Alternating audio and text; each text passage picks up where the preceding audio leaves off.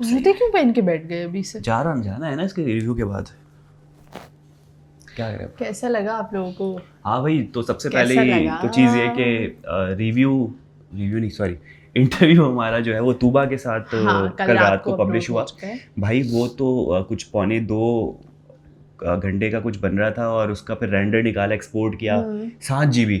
मैंने उसको करना था 5 बजे अपलोड, और उसको अपलोड पे लगाया हुआ है 30, 35, 40। Slow फिर हो रहा मैंने था। उसका लो हाँ। क्वालिटी का रेंडर निकाला कि एक्सेप्टेबल क्वालिटी हो, और फिर उसको 8 बजे के लिए मैंने फिर स्केड्यूल किया।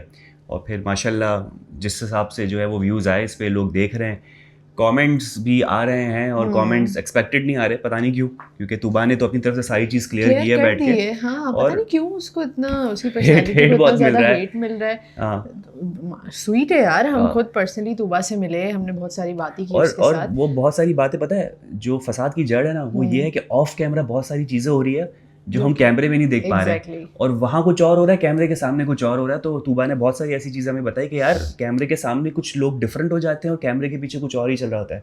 तो खैर हम तो वहाँ नहीं थे, अल्लाह ही जानता है बेहतर कि क्या हो रहा है क्या नहीं हो रहा है, कौन सच्चा है कौन झूठा है। लेकिन पर्सपेक्टिव सबका हमें जानना चाहिए, हमने तूबा का भी जाना। बहुत सारे और भी ऐसे लोग हैं जो इस वक्त लाइनअप हुए हुए हैं, आपके फेवरेट कंटेस्टेंट।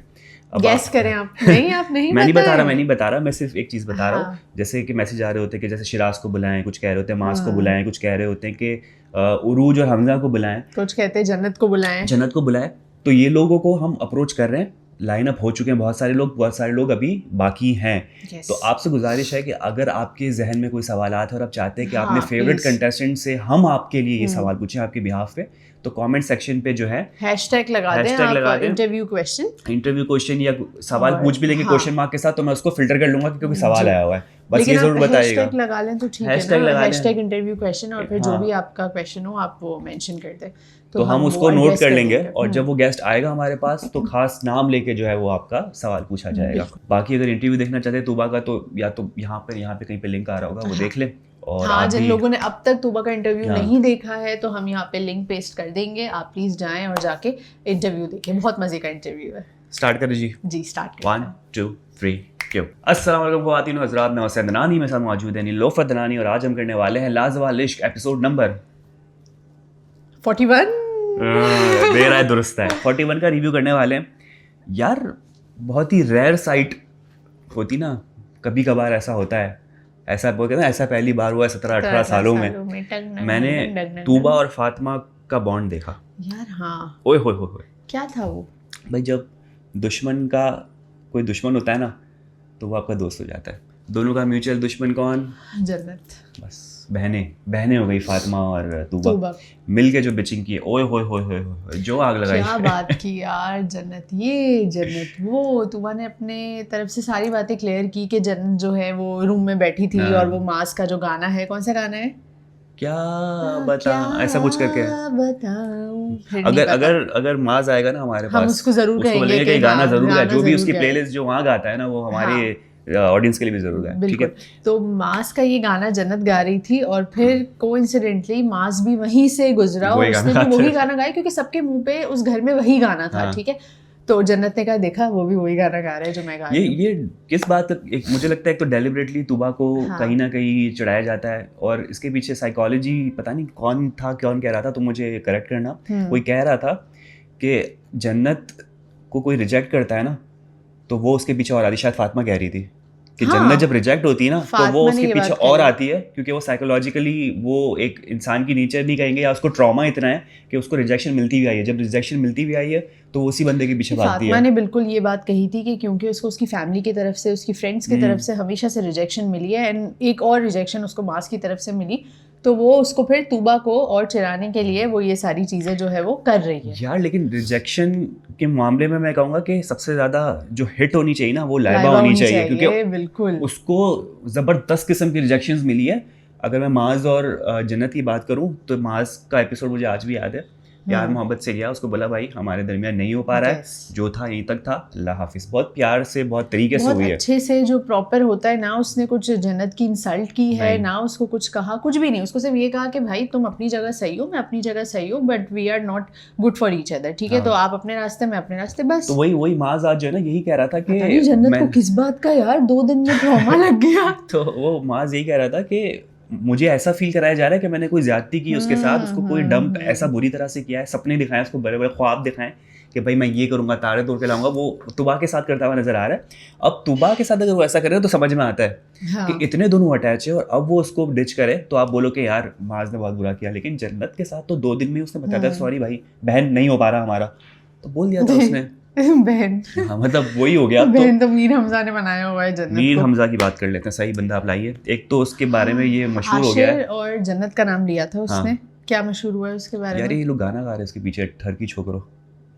लाइबा ने बोला था। हाँ क्यों पीछे पड़े हुए ये, मतलब अच्छा अभी तक मीर हमजा को मैंने कोई ठरकी छोकरो टाइप कोई चीज करते हुए कैमरे पे नहीं देखी। पता है उसका मसला क्या है क्या हुसैन? वो करना क्या चाहता है और वो हो क्या कुछ जाता है। जाता है। He is very innocent. अगर मैं जहाँ ठरकी तक मुझे ऐसा लगता है, जैसे ठरकी छोकरो वाली अगर एग्जांपल देनी हो ना, तो मैं आशिर का फर्स्ट डे बोलूंगा जब वो आके हाथ पकड़ लिए थे कि वो आप था। बताएं कैसे फातिमा के पकड़ लिए फातिमा का थे, हाथ तब पकड़ा मैं था। उसको एग्जाम्पल दूंगा, हाँ भाई ठरकी छोकरो वाली का ये थी। अब आशिर भी सही हो गया, जन्नत में इन्वॉल्व हो चुका है, वो इतना ज्यादा इधर उधर नजर नहीं आता, लेकिन मीर हमजा अकेला छड़ा घूम रहा है, क्यों ना जाए वो किसी के पास? यार मुझे ऐसा लगता है मीर हमजा चाहता है कि वो कुछ करे, ठीक है, कुछ बात करे, इन्वॉल्व हो, दोस्तियाँ करे सबसे, लेकिन वो कुछ भी करने जाता है तो वो चीज़ उल्टी हो जाती है। ठीक है, अब जैसे कल के एपिसोड में हमने देखा कि तूबा को आई गेस पिक्चर लेनी थी कुछ, और वो मीर हमजा के फोन से बेटर पिक्चर अच्छी आ रही थी, बिहाइंड द कैमरा हमें नहीं पता। ठीक है, अचानक से फटा शुरू हुआ। हाँ अचानक से हुआ, लेकिन जो मुझे समझ में आया वो यही था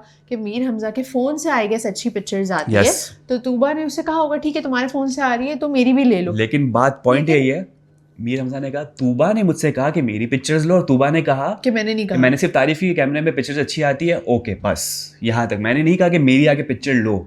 ये फटा है कि किसने किसको बोला कि लो के नहीं लो। अब मीर हमजा क्या कह रहा है, मास तुम भी तो वहाँ खड़े हुए थे ना, अब मास ने भी शायद नहीं सुना होगा, डिस्टेंस पे खड़ा होगा, तो मास भी परेशान। अच्छा जुनेद ने एक बड़ी अच्छी बात नहीं बड़ी अजीब बात कह दी, जो मास के लिए अजीब हो गई, कि तुम इनसिक्योर हो रहे हो, और माँ से तब बोला कि मैं कौन सा इनसिक्योर हूँ, मैं इस बंदे से इनसिक्योर हूँ।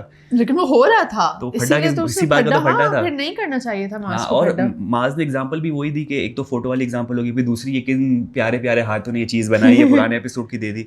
और फिर मीर हमजा ने मेरे ख्याल से तूबा को ही फर्स्ट टाइम चुना था बात करने के लिए, वो भी आपको याद होगा। तो ये 3 इंस्टेंसेस थी जिसकी वजह से माज ने आज जो है वो थोड़ा सा वबाल मचाया कि भाई क्या हो गया मीर, इंसान के बच्चे बन जाओ, दूर हो जाओ मेरी बंदी से।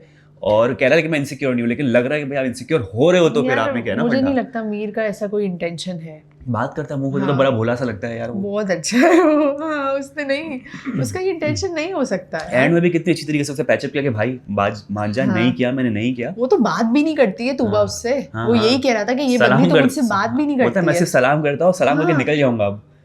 लेकिन हमें नहीं पता ऑफ द कैमरा जब चीज़ होती ना, हम नहीं पकड़ पाते। मतलब ऑडियंस क्या करती है, हम जैसे वो वाला मामला आपको याद होगा जिसमें तूबा ने कहा था कि माज ने मुझे हाथ खींच के नहीं बुलाया था, जबकि हमने रिपीट करके देखा कि माज ने नहीं खींचा था। वो तो माज आएंगे तो हम माज से ही पूछेंगे कि भाई क्या सीन, आपने खींचा था कि नहीं किया था, कि आप बड़े कॉन्फिडेंस के साथ बोल रहे थे कि मैं तुम्हें खींच के लाया और तुम नहीं आई, लेकिन वो कह रही नहीं आई, तो हमने देखा। अब क्या पता कोई ऐसी क्लिप हो जो नहीं दिखाई गई हो, वो भी हो सकता है। नहीं, लेकिन तूबा ने खुद कहा कि नहीं खींचा था माज ने, उसको नहीं बुलाया। तो ये क्लैरिटी की जरूरत है ऐसी चीज़ों पे। तो अच्छा एक और भी चीज़ ये कि जन्नत में मैं वापस आऊँगा, मुझे एक चीज़ बड़ी अजीब लगी कि चलो आप कपल्स बैठ के जो है वो बिचिंग कर रहे हो, ठीक है, एक माज और तूबा बैठे हुए हैं, जन्नत की बात हो रही है, फिर आपका हमजा गुल है और फातिमा कह रहे हैं, हमजा गुल ने बड़ी अजीब सी बात की कि तुम हमारे लिए वर्थलेस हो। एंड में जब बिचिंग कंप्लीट हो रही है ना, तो तुम वर्थलेस हो, हमें जन्नत के लिए क्यों बात कर रहे हैं हम, जन्नत हमारे लिए एग्जिस्ट नहीं करती, वर्थलेस है। तो ये बड़ा अजीब लगा कि किसी इंसान को आप इस तरीके से डिग्रेड कर दो कि भाई आप तो एग्जिस्ट नहीं करते, वर्थलेस। इतना क्यों बुरा बोल दिया, मतलब हमजा गुल ने, हमजा गुल का नाम लिया था क्या जन्नत ने एलिमिनेशन में?